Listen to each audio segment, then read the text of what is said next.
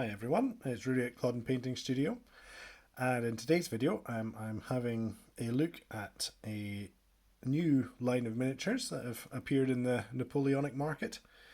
A big thank you to my patrons on Patreon, as this is the first investment from Patreon funds that I've made. So without further ado, let's open this box from Novo Cast Miniatures. So I posted on Facebook that they were launching, and they were starting off with the Neapolitan 7th Regiment. So I've ordered up a whole battalion of 24. Let's have a look in this bag and see what you get. So including postage, this was just shy of £40 for 24 metal figures.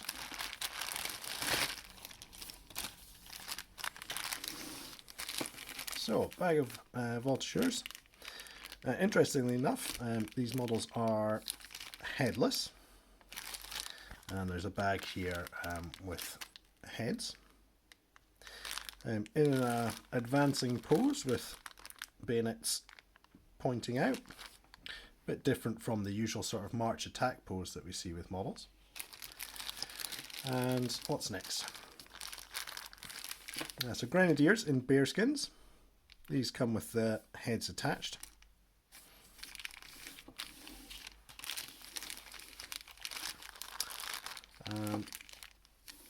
Command. So we have an officer, standard bearer, a drummer, and a sapper. There's a separate bag in there which has the sapper's axe, and there's also a horse shaped finial instead of having an eagle like the French Neapolitan troops would have this horse. So that's a really nice detail. Got heads for the line, which includes a bear head and one in a bonnet de police. Mix of covered and uncovered shakos there. And here are the bodies for the Fusiliers, the centre companies. Again, advancing. Maybe a slight miscast or breakage on the end of one bayonet there.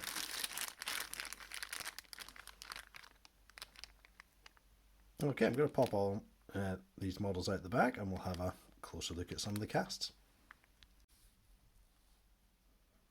So I'm going to take a closer look at the models in the battalion. Starting off with the officer.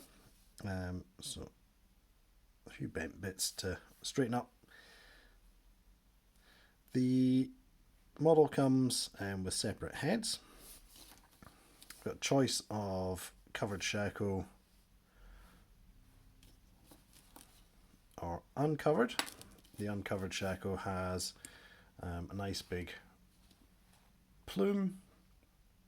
If we look at the shako plate, it's sort of a shield shape as opposed to the eagle that you might see on a post-1812 French uniform.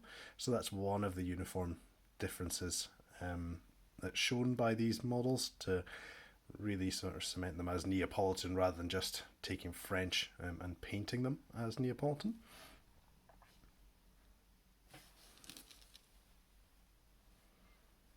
So just looking, there's a bit of mould line just running down the thigh.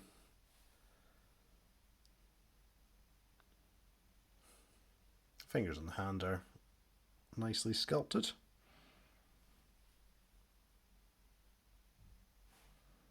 Okay, also from the command pack, we have a drummer.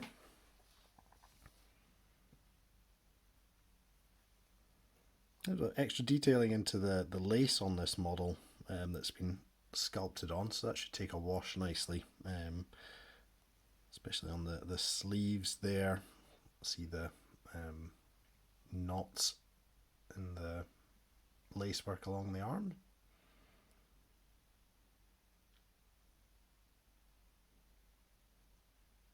Again, a bit of a mould line down the front of the model to take off.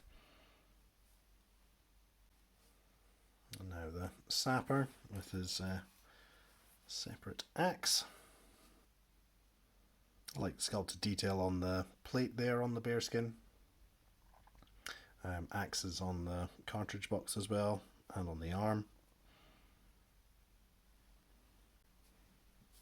Do you call it an eagle bearer if he has a horse on top? Well, standard bearer anyway. There is some flash between the side of his head and top of his shoulders there that'll need filed away.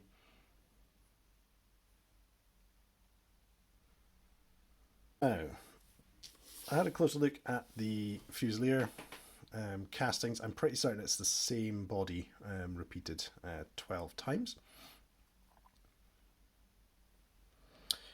Again, an extra bit of detail is on the cuff there. There's sort of a scalloped edge to the cuff flap, which again is that little bit of extra detail that differentiates from post 1812 French uniform and Neapolitan uniform.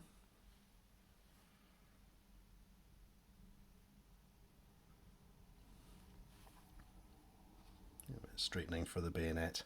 There's some flashing in between the arm and the chest. With heads, you've got two basic options which are repeated 6 times, so you could give all your Fusiliers a shako, 6 uncovered and 6 covered. Again, there's that detail of the correct plate for Neapolitan troops. I think some work has gone into the sculpting as well of the faces. Neapolitan 7th, quite unusually for the European theatre in the Napoleonic Wars, was a regiment of black soldiers.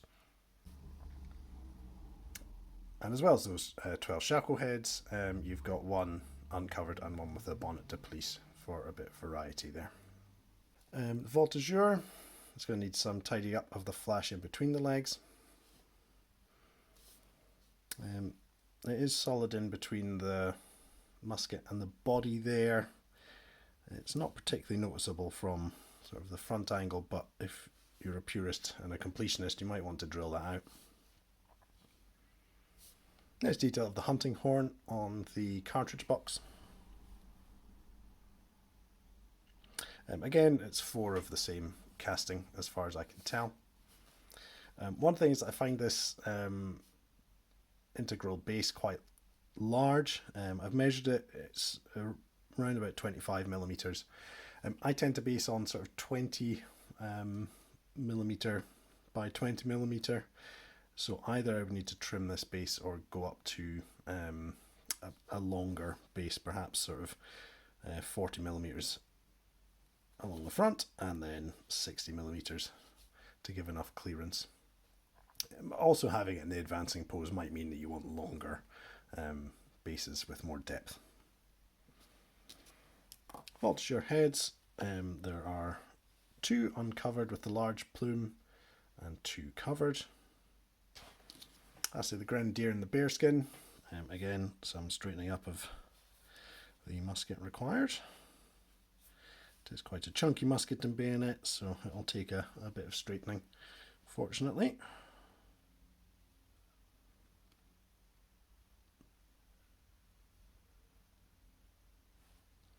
Nice easy to paint grenade symbol on top of the bearskin there. Same symbol again on the cartridge box. And with some flash and mould lines to clean up in between the legs there. So I suppose the other thing people will be interested in is seeing how these new Novo Cast models scale up. So I've laid them out with some of the Napoleonic French from different manufacturers I had to hand.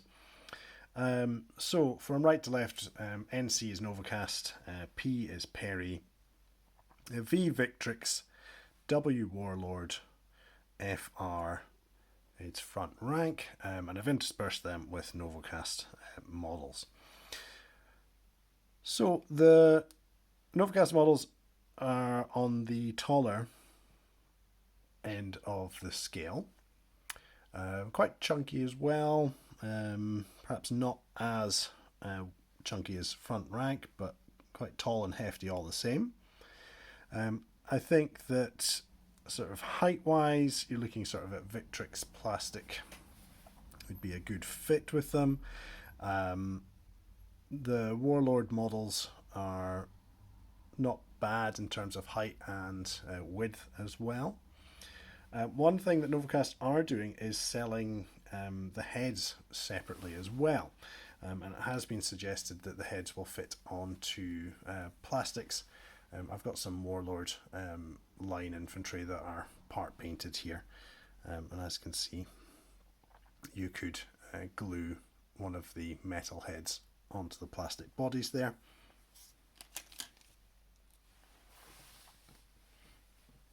So I'm looking forward to getting some paint on Novocast figures to see how they paint up. I will put together a little painting guide for the Neapolitan 7th as my next video. I think overall it's a good entry to the market, providing another range is always a good thing, but also providing troops that otherwise you would have to sort of make do with from a French range in particular. So happy to have these in my collection. Once again, thank you so much to my patrons and their little subscription they're doing to help me produce the videos has led to me being able to have the funds to buy some new models.